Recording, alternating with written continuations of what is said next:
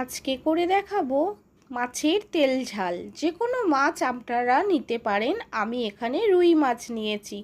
নমস্কার বন্ধুরা, আমি মৌ। আমার এই ছোট্ট চ্যানেলে সকলকে স্বাগত। আশা করছি সকলেই ভালো আছেন। আমি আমার পরিবারের সকলেই ভালো আছি। কি কি উপকরণ নিয়েছি একটু দেখে নিন। এখানে আমি টমেটো কুচি নিয়েছি, পেঁয়াজ নিয়েছি, আর লঙ্কা গুঁড়ো, হলুদ গুঁড়ো তো লাগবেই, আর নিয়েছি আদা রসুনের পেস্ট। আমি শিলপাটায় পেস্ট করে নিয়েছি। ফোড়নের জন্য নিয়েছি একটা তেজপাতা, শুকনো লঙ্কা। এই সামান্য উপকরণে আমি আজকে রুই মাছের তেল ঝাল করে দেখাবো। আপনারা যে কোনো মাছ ব্যবহার করতে পারেন। চলুন সাথে থাকুন, ফুল ভিডিও ওয়াচ করুন, স্কিপ করে যাবেন না কেউ, ফুল ভিডিওটা ওয়াচ করতে থাকুন। এই দিকে দেখুন, আমি লাউ ছেঁচকি বসিয়ে দিয়েছি, সেটাও একবার আপনাদেরকে দেখিয়ে দিলাম। এখানে লাউ ছেঁচকি করার জন্য আমি কি কি জিনিস ব্যবহার করেছি একবার মুখে বলে দিচ্ছি। এখানে 5 ফোড়ন, একটা তেজপাতা, শুকনো লঙ্কা, আর একটা টমেটো, আর লাউ কেটে ধুয়ে নিয়েছিলাম। এই দিয়েই আজকের লাউ ছেঁচকিটা তৈরি করছি।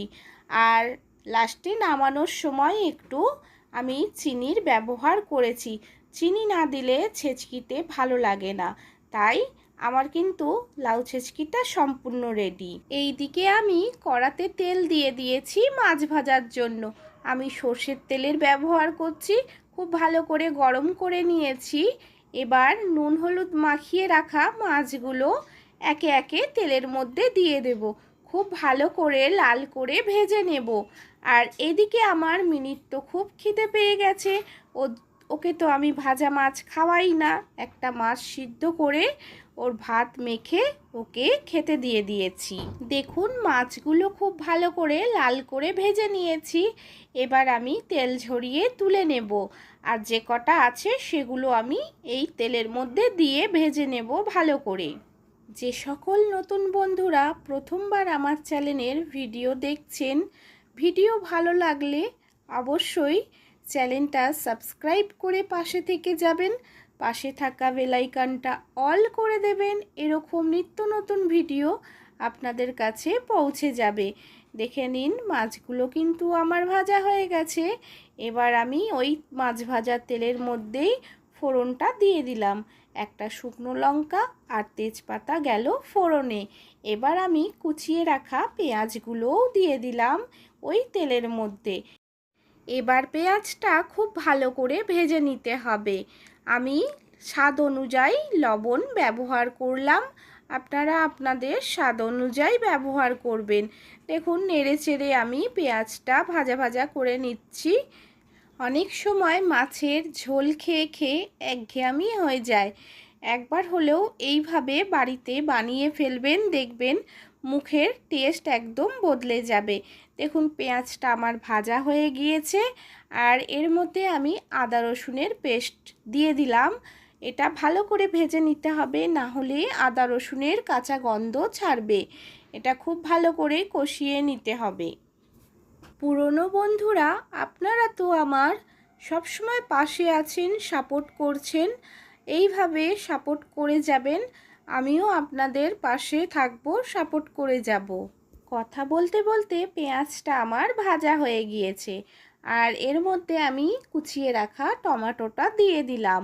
এটাও একটু নেড়েচেড়ে নেব নরম হয়ে যাওয়ার জন্য। তারপরে আমি যে পেস্টটা তৈরি করে রেখেছি জলে গুলে, সেটাই এর মধ্যে দিয়ে দেব। এটাতে আছে হলুদ আর গুঁড়ো লঙ্কার ঝাল। এটা দিয়েও ভালো করে আমি কষিয়ে নেব। বাটি ধুয়ে সামান্য জল দিয়ে দিলাম মশলাটা ভালো করে কষানোর জন্য। দেখুন মশলাটা খুব ভালো করে কষিয়ে নিচ্ছি।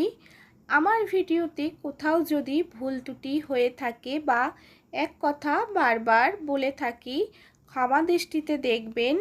আর দেখুন কথা বলতে বলতে আমার কিন্তু মশলাটা কষানো হয়ে গেছে খুব ভালো করে। এবার আমি পরিমাণ মতন জল অ্যাড করে দেব। মশলা ধোয়া বাটির জলটা দিয়ে দিলাম। এবার অল্প করে জল আমি দিয়ে দেব। এটা যেহেতু তেল ঝাল একটু গা মাখা হবে, এটা কোনো রকম ঝোল থাকবে না। গ্রেভিটায় আমার খুব ভালো করে জাল উঠে গেছে। এবার আমি ভেজে রাখা মাছগুলো এক এক করে এই গ্রেভির মধ্যে দিয়ে আবার কিছুক্ষণের জন্য একটু ফুটিয়ে নেব, যাতে মাছের গায়ে ঝাল মশলা ভালো করে ঢুকে যায়। সেই জন্য একটা চাপা আমি দিয়ে দেব খানিকক্ষণের জন্য। কিছুক্ষণ পর ফিরে এলাম, ঢাকা চাপাটা খুলে নিচ্ছি। দেখুন সম্পূর্ণ আমার রেডি হয়ে গেছে মাছের তেল ঝাল বা মাছের কারি। সত্যি বলছি বন্ধুরা, তেল ঝালটা দুর্দান্ত খেতে হয়েছিল। আমি তো পরে ভয়েস দিচ্ছি। এবার আমি তেল ঝালটা একটা পাত্রে উঠিয়ে নিচ্ছি। দেখুন কত সুন্দর কালারটাও এসেছে। আজকের ভিডিওটা দেখে কেমন লাগলো অবশ্যই লাইক কমেন্ট করে জানাবেন। আপনাদের একটা কমেন্ট আমাকে এরকম ভিডিও বানাতে অনেকটা উৎসাহ দেয়। আর এতক্ষণ যারা আমার সাথে জুড়ে ছিলেন তাদেরকে অসংখ্য অসংখ্য ধন্যবাদ, অনেক অনেক ভালোবাসা। আবারও ফিরে আসবো নতুন একটা ভিডিওর সাথে। আজকের মতন এখানেই টাটা, সবাই ভালো থাকবেন।